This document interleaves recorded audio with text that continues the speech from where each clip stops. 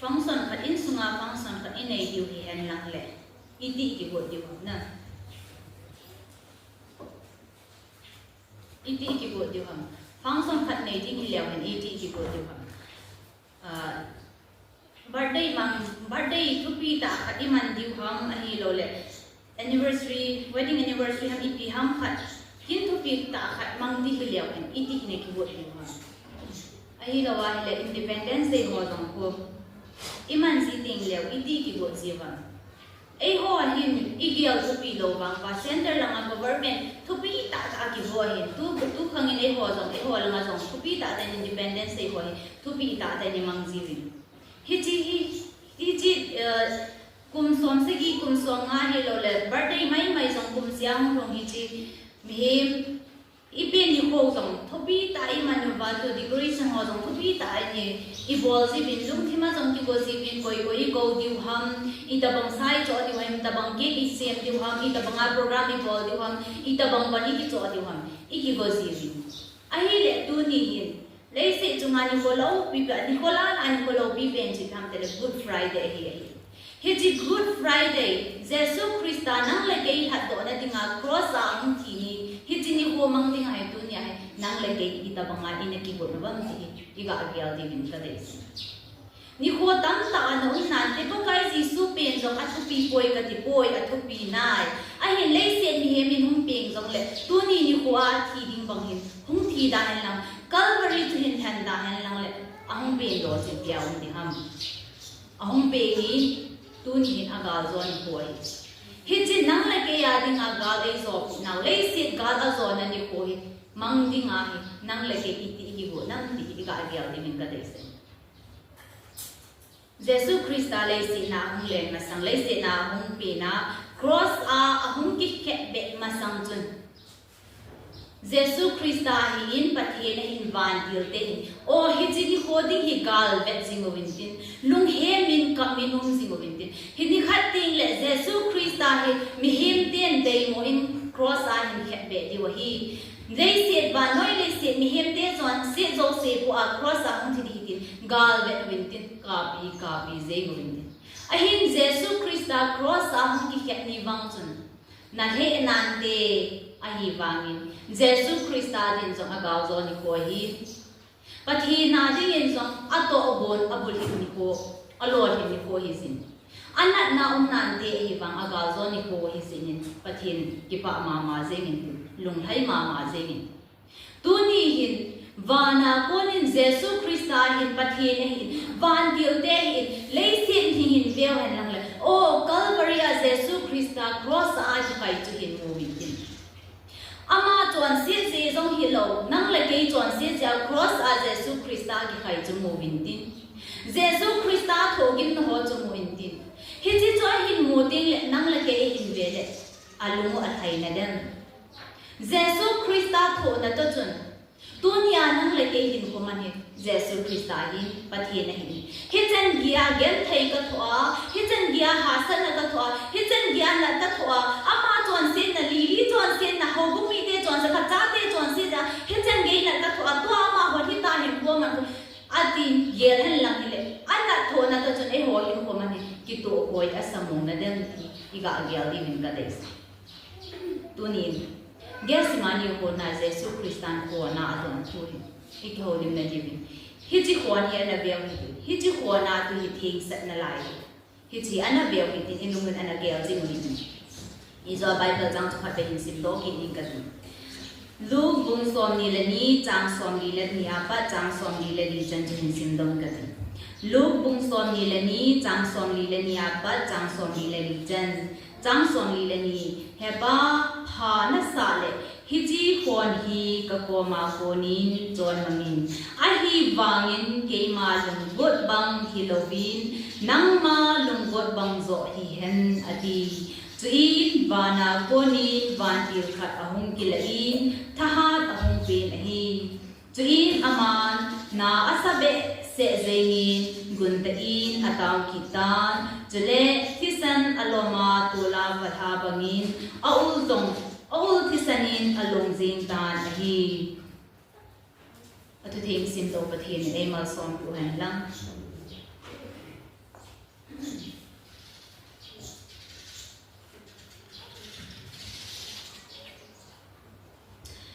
Hiji Jesu Christa leisi na tu ni leisi na le na la hiding ga ngalung illuminun ga agiatin tu ni ko he Jesu Christa leisi na alen line ko in illuminun ga agiatin Zana to Thursday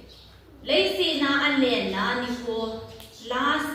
stage a final stage momong tu ni hi zanha pana chu final a last battle momong hitan Jesu Christa adinga Palm Sunday in Lopi and Jesu Christa ho ina lunin mi piten Lopi and Hosana pakai minahong paja David Chapa Hosana pakai minahong paja no metin mi pi thano in ain Jerusalem ahong lunin Jesu Christa abajen Lopi and analim ahin hijini ko ahong kichayin zanha Thursday ni hatin Jesu Christan kaphat aun tapoy tiya hema mazing hijina man kalju kunin pakai anjon dingen asai zui mi som na dito ni anjon kha pen anew hijia anjon no kha pen anewin nang lake jong ihin ko ba he phat last days hitai hiji zo ting len kahin ko hi lo ding hitai kahin koi beiding hitai ti ki ge leo han itabangin hin koi man nom divan ibithui sai nom divan itabangin hin koi man nom divan ti ga agial Jesu Christan aphat ahon thoding dan chu ayun ko te jong ki mo pino min anu jong ki mo pino so pi te jong ki mo pino min tin angai lu ta sai zui te jong khoi ta tha nom ni ha sen again thai na hi zana hin to i aso bite to apakaran jan kha pen ne anei chai aman azut lamun chu hi lai ham hijilai ataw naman gesimani honi gesimani hon chai hijilai gesmani hon azut wa Jesu Christan ka phani beiding hidai ya pa ko ma taw dinga gesmani hon azut lai nang lagi in ihin huwa hi gen thai na ito ding le hui lai man iso siang koi ko mi bel siang hijilai mo na hin Jesu Christan gesimani hon azut lai jin jong o amasanga hong hong di itabang ham ti a he chen ma jengin amu chen ma jengin mini izat ka ne ya phat izat ka ne ya koi zin ne hing mana koi ti ta banga ka chunga na to a kahin ko chunga hi I jangei thu ka nei na la ya phat I ti chan thu ka nei ya kahin ko hi mi hem te ko na I ti phat ke pe do adi ham ti a he tum ko ma yes mani kon so so hi jilai yes mani hon a zut la ya Jesu Christa long thim na ding dan nan chu ka ge la ka ngai tol o alung thima hin nang le ke chon sen o min din amin asi na alunga agele ka don ding kon hi ta bang ham ti agela he a chon sen nang le ke chon sen na mo ai hin don lo ding ti le nang le ke hui lai mo na ton so na hui lai mo ni zo ding ham ti zo ge len mi hem hi nan hi chi ka don ngap cha poi ti a ki ko to na nei ta ges mani ko na zo ding ka ta san hijilaya aso bide ahilo la sai zuite ho to pha chom kana man sunga a sai zuite aman Jesu Christan itabang lung thim gen thaina itabang ko na ne ya hin ko manga ges mani hon zona a sai zuite to kin han ham ti a sai zuite ne kha chong a happy ko Jesu Christan na ho hilai na da bun ke ma bang khola ga chi choning ka ting ka taw he a hi wangi aso biten asai zuiten ana imu sanawin Jesu Christa ijandia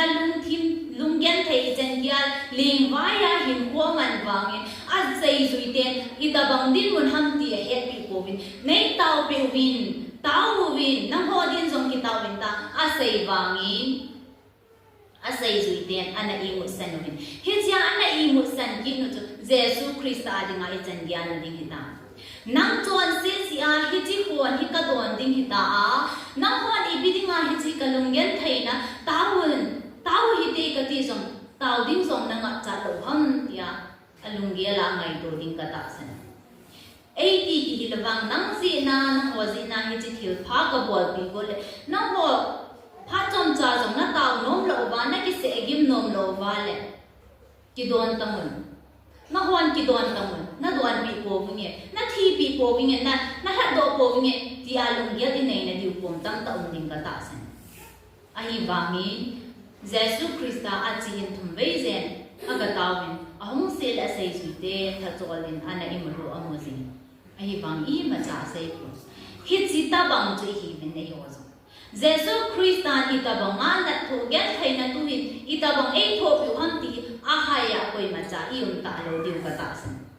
ai vami i thachol new le Bible ga asima taw naman sangi o tu ni ka thachol wal tange taw naman ta tangi Bible simda tangi tia igial na gum tam taung si hitia igial na to chun Jesus Christa thu ne hi ge bang hina Jesus Christa nang le ya jinga he chen dia thu le hitia ei hon khat bei to i lal naw i chol naw zin na i taw na man diu i thil phapol diu Bible sim na diu pathian nung dia hin poli man na diu ho i be do aziu hi Jesus Christa nang lagi ada nggak sacrifice apa pun gitu orang henam di kagial kita ni hijahin heba phana sale hijihuan hi kokoma konin lamangin ahi wangin nang malung god bang Halloween kay malung god bang Halloween nang malung god bang zo hi hen ati atu thing sim do pathin ai mal som tu hen lang hijihuan sunga hin ipi aum daden hiji huan sung Jesus Christan adon ding huan sunga chu ipi aum daden tuni hin ka ngai do within Jesus Christan adon ding huan chu nang la ke ki don ding hile koi ham dunia adon ding koi ma cha ti don lo mai ki we hin ka ve sa no go min hiji balloon iti aki pai le tam phe pon nak de do ze nga hin hijio mi kan tha de hin abanin hiji mei khet bom ma hin aki pai ki chot pha hin mi thai cover hin lei se de hin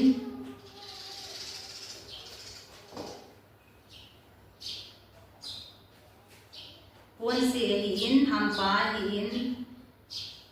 hampa hin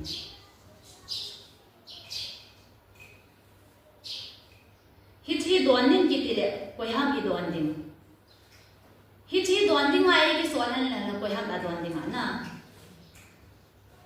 koi ma cha i don lo di wa hin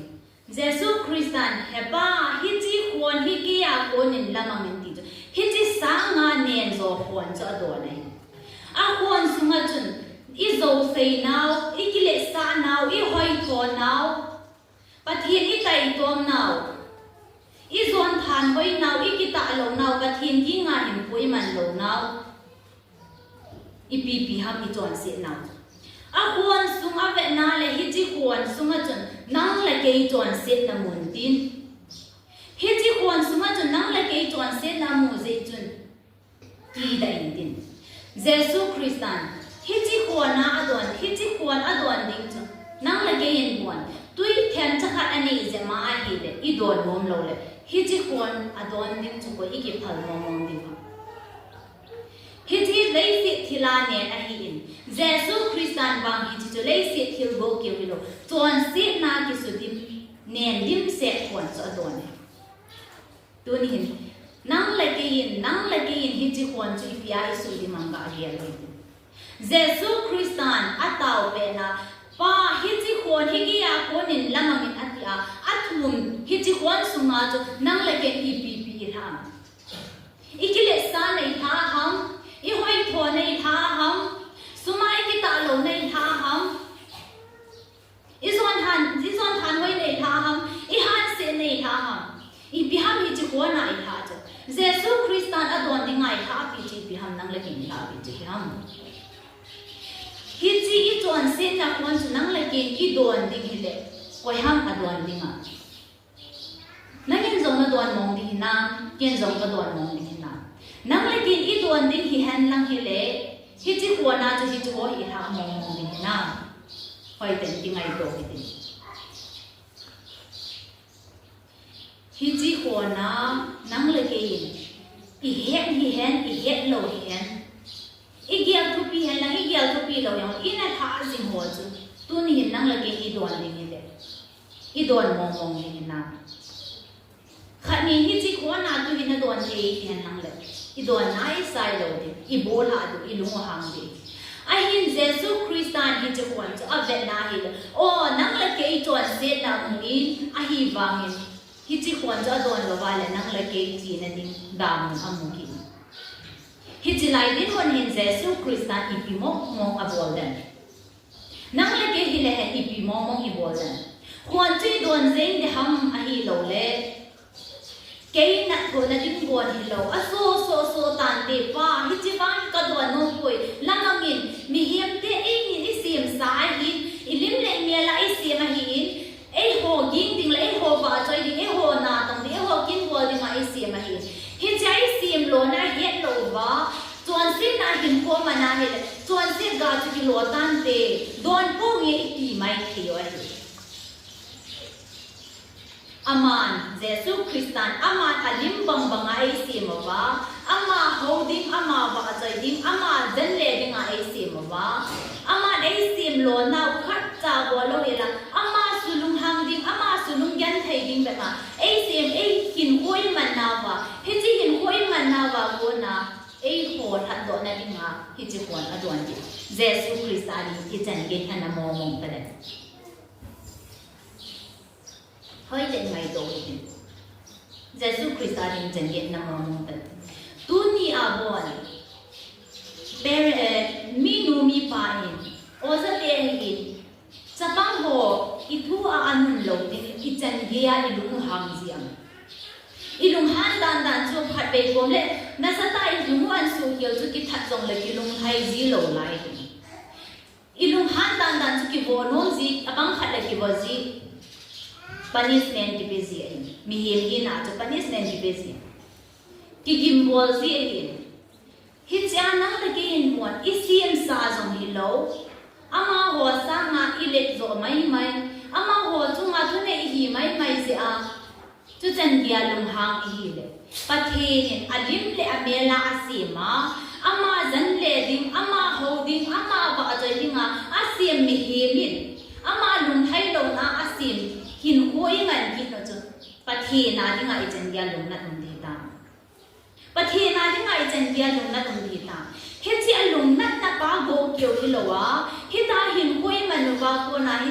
i bol hil i chon sit now aman ape ki dim pa chu i chan dia lung ha tum de ta na jesu christ a dinga i chan dia na ding ta hi chi choi tu ni chi ko na nang la ke ni ta banga izo a chi be la thing se na in don ding ki tile agila na jong butter thing se na agila hin don no hi te ti na koi ma cha da ding on pon tin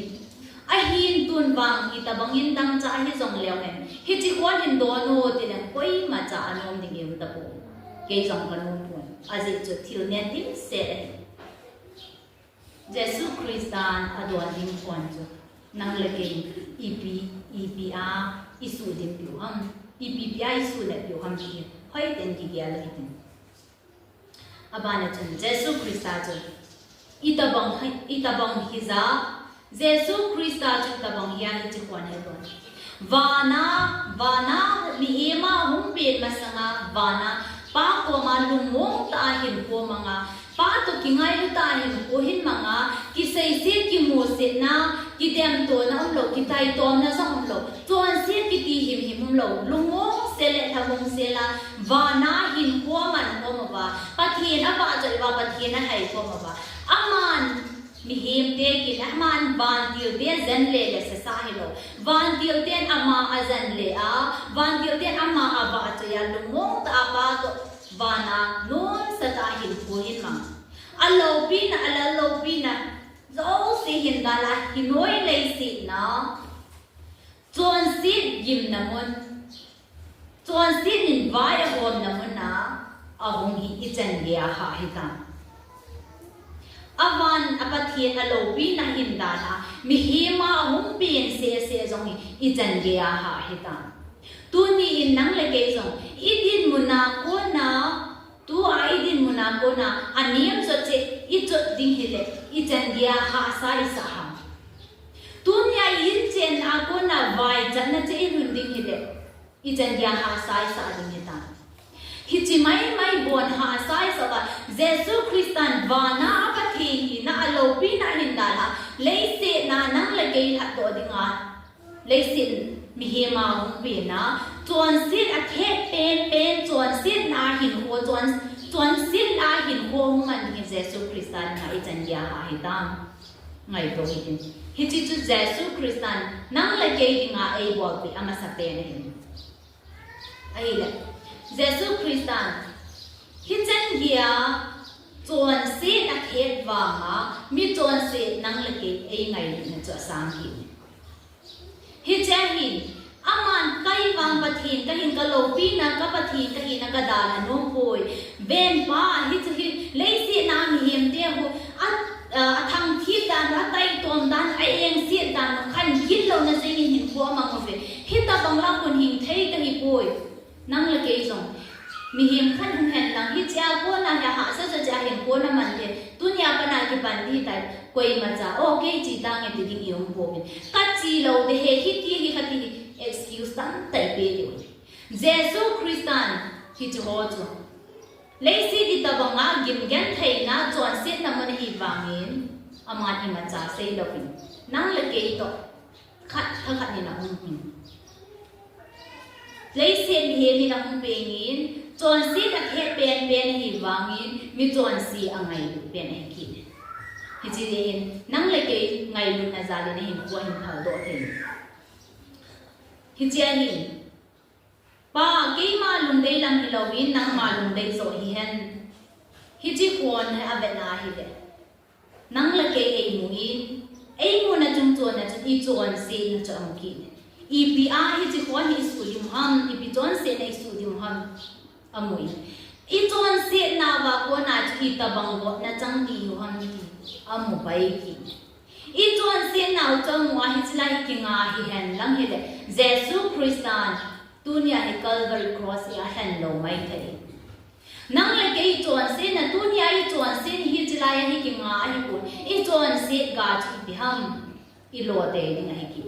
hi chi chuan se ga I lo ding pa chu Jesu na ben hi le ei bo zang na pi ei ngai lo min hi ze hin hi chi pa a ko na tha to thai na din tunin Calvary cross a hin ki danin abana chun Chin vana konin van dio kana humi kilain than ahum pe nahi Jesu Christan adon ding ave na le atha amwitan alung tha beitan ata sa tha beitan angak chabun le se ni minan pathin hi na zong angak cha to ding ka ta san azi chu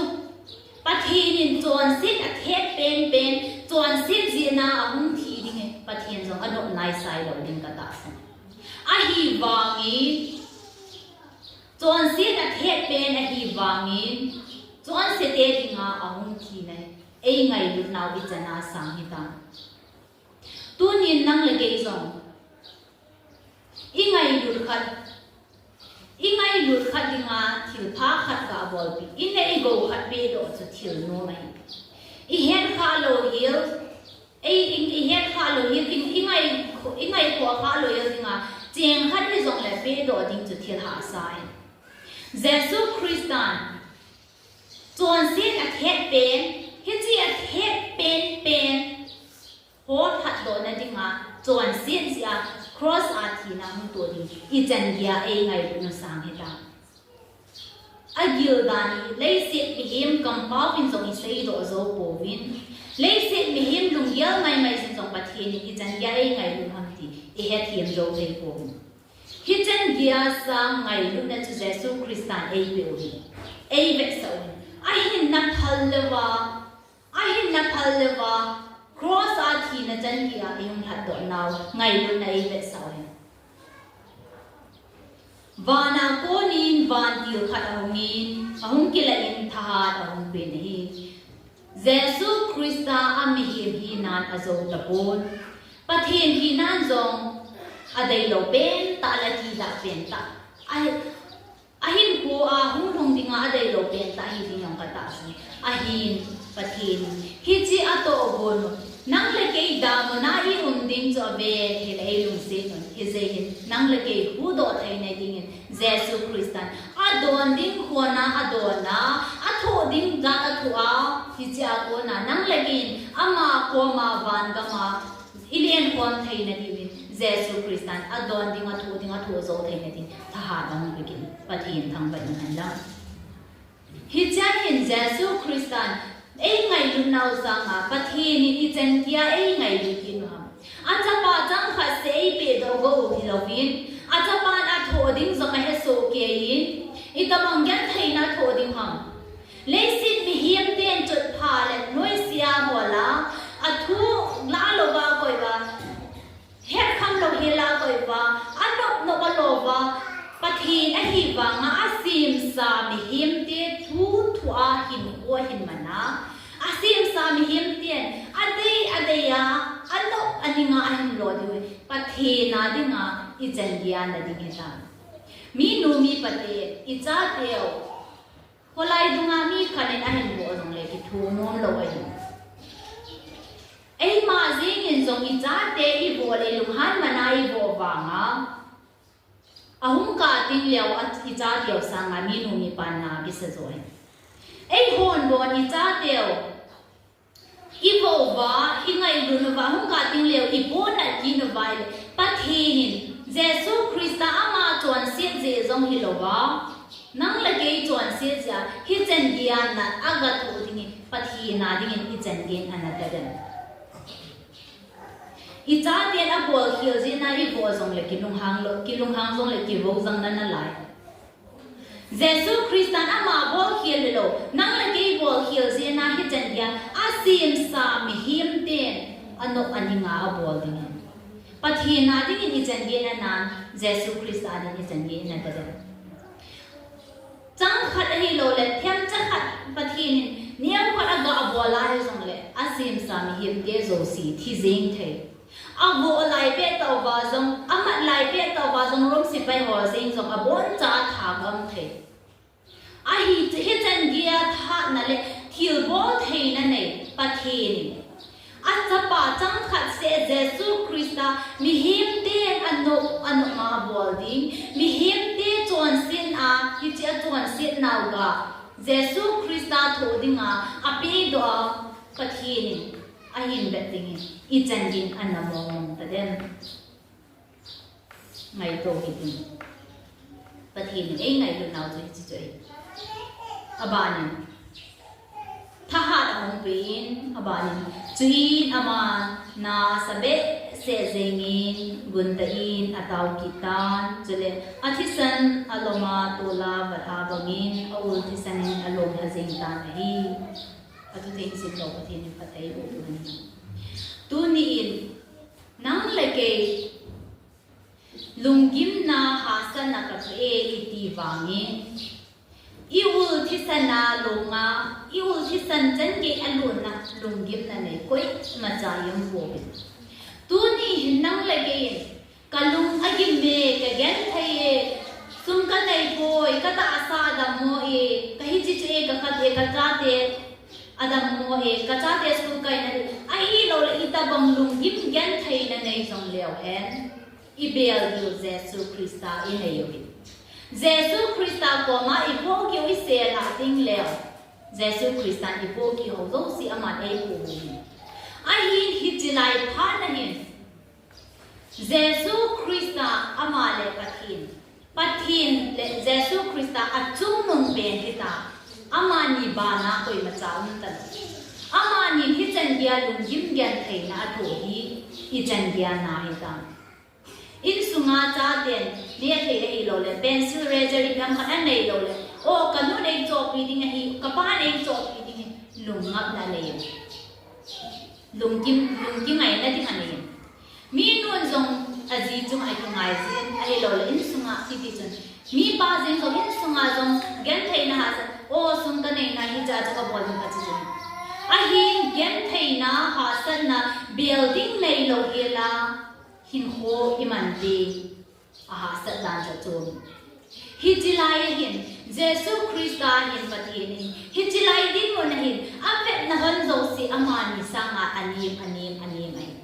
mi him te ko ma lung yel sai ding mi him ten pathin hi na liao kha zo mi he tim zo bo bin amani sanga alien zo agalung yel na hi chan ge hi ka ja din mo na hi tai ven mi him te chon se na la sam che zemin azot na diu da mun khola aki piao lo thei ta bovin ama gon lam pi dang anei ko ve chi je na hi ka chapa Jesu Christ ai cross a thi dinga ama hol hat do dinga ka sol hin ven hi chi again thei ne ven hi chi a thu na ni ka ve zo poi ta pathe ne a sei na ni zong mi mun dang ai lo la mi hem thil dang on Jesu Christ an jong pa hi chi khwan hi ki a ko ni lam nge ati tai lo cái lùng gột thì lâu bên năng mà lùng gột ta, bắt thế na cái bể hạ thì lâu xây na đi mà này, tu ni hít chỉ lại đi mà này, Jesu Christian giống ở giọt tiếng làm bị ta bảo ham tiệt hiện na, bắt thế nên giống ở chấp pan ở giọt tiếng ở cái chuông na đi, mi hiện tên ta bảo ngã hiện bồ tiếng ham, tiệt hiện mà gì ham mù chết mà gì, hít chỉ lại đi mà này, bắt thế nên Jesu Christian đi, ít chân cái học mong ta làm gì cả ngày tối đi. Khi ngày na ding lung ngap na ding inay lo le ilung gel wa sana bangin hichilai din mun na Jesu Christa la pathian ba na hichi din mun hi chan ya mo mong ding ta tunin nang lage lunggim na gan thai na inay bangin lunggim gan thai na inay bangin ibel bi Jesu inay zewin Jesu kom ibel lo lai sevin ilung thimo ba ikipo na isa zewin ahin Jesu kom ibel ding leo Jesu ama om lungmon ai pe ding leo ama ipo ki ho ai po pi ding leo ipo ki zo siu ama chungai se kha ding leo ama ai po ho ding leo zang isa zewin ahin hichilai pha in ba alung gim gyan thai na sai na ding jong Jesu jong anei pon pathin in zong again thai na din mun sei na ding zong anei ko hi chilai din mun nei i jan dia ai ngai bu naw sang hi ta i jan dia ai ngai bu naw sang hi ta thank you ki tu ni sing kan gesi mani ko na Jesu Christa na thu ne lunggil ten nga gel hin sun lam ting le ama ki zet na maha chwe ho ki bol na mi ta we ama ki zet na hi chilai pon sunga ipp ikoi lut no wa chun ikoi lut no chun i chen gya pathian na lunghan sa hi chi chun i chen gya pathian lunghang nga hi cha ko na chu Jesu Christa i chen gya ki wa hi che ki bo na chun nang le ki pi ai dam sa ham ti thu hi sai de we tu ni tu jing ka hi chi ges mani ho na Jesu na na thu ni ai ngai lut naw thil ai bo tu thil tam tau me ai hin ges mani ho na pat gal ga thal chi ngai lut na bang asam mo mong in le sit mi him lung gel la jong he to zo hoi hi lo le sit mi him kam pa ba jong khon do zo hoi hi lo ngai lut na sang pe na pa thin in ai ngai lut noi tu ni imin na sin so ke yu tin ga ki ngai to wi tin imin no sin so ke yu tin pathin Jesu Christan nang lage ngai lut na hi jan dia o achapan adon ding huan sunga chunang in itabang chon sen na na kumpia itabang chon sen na chun hi chi huan hi na su le ham ti ga gialin na chon sen na hoi thona na kita lo na ipi ben ta chun hi chi huan ni ipi chun hi chi huan hi asu le ham ti ga gialin hi chi huan adon ding a chun nang chon sen jong azawe ti ke chon sen jong azawe ti gial do hi chi huan a chu itabang ikhum piwa Jesu Christa dinga ata sa ding hian langa hagaw alun thima dinga ana thola na ding itabang chon set ikhum piwam ti tunin jingka nga ki ngai to mi tim jal ka dai se hijlaya Jesu Christan itabang lam mi azot ding ham ti a he je ma jing ahin hi chia he chen wangin pa ke malung lam hi lovin nang malung lam hian tin pathian a ke hain pathian a ke peden tunin jong he pa tunin jong nang le ke yen jong hi chi ko na isu dim na hi chi ko na hi itabang chon sen na isu dim ham ti ge le tin hi chi ka chon sen na hi he pa ke ma thahan ha zo ding hi pon nang ma tha na ka zo thei na din nei pan pi in taw ngai ke than di min hobong mi pi de zo se ka him tim no Azay chu chuan sit namuna ding hi vin chuan sit namuna le hi vin hi chi chuan sit nei nang le ke tha na wanga kalzo ding hi pon pathina ko na pan pi nei thum ding leo pathin tha nei pi ding leo hi chi chuan sit ni in zo lo thei liu boy he ze hin tu nin Jesu Christan adon dinga ko na chu ipi ham ikile san ham I hoi thon ham I Bible sim nom lo ham I tau nom lo ham sumai kita nom lo kita lo ham I in chen ha I sumna pai hol na hi atheng lo ba I hun a kon ham I cha te hin ho kha na song hi atheng lo ham a hi lo le I o za pan na I duty ina ton a kita lo na hin hoi man ham Ozai hi zong le min ai ngan se na banga ti chingi bol lo ham doctor nurse hi zong le hi ham I to ading dol banga tong lo hiu ham ina to na kita lo hiu ham pathin hin be hen lang hi le itabang hin hoi mana itabang ham Jesu Christan adon ding chon se nei khom ti chu tu nin dia lo hi jo zo se chu Jesu Christa ka ke han ni tin